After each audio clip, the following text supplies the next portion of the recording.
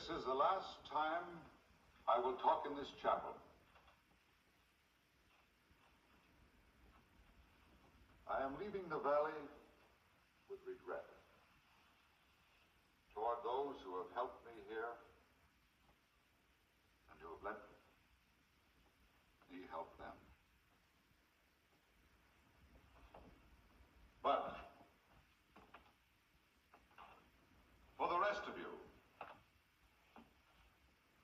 those of you who have only proved that I have wasted my time among you, I have only this to say. There is not one among you who has had the courage to come to me and accuse me of wrongdoing. And yet, by any standard, if there has been a sin, I am the one who should be branded the sinner. Will anyone raise his voice here now to accuse me? No. You're cowards, too, as well as hypocrites. But I don't blame you. The fault is mine, as much as yours.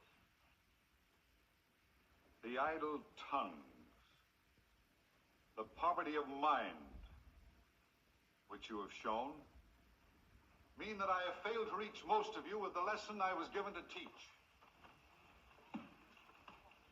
You? I thought when I was a young man that I would conquer the world with truth.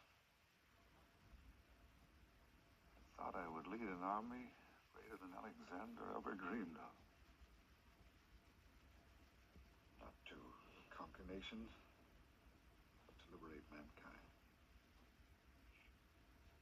With truth, with the golden sound of the word. But only a few of them heard. Only a few of you understood. The rest of you put on black and sat in chapel. Why do you come here? Why do you dress your hypocrisy in black and parade before your God on Sunday?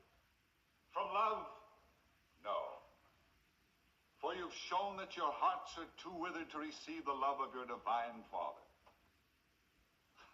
I know why you've come. I've seen it in your faces Sunday after Sunday as I've stood here before you. Fear has brought you here.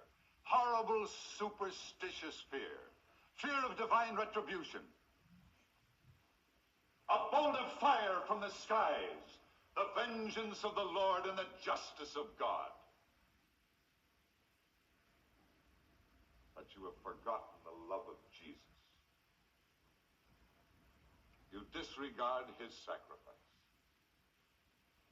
Death, fear, flames, horror, and black clothes. Hold your meeting then.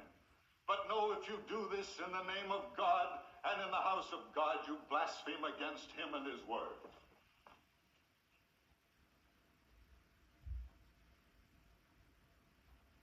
Wait! There is a meeting, Master Morgan.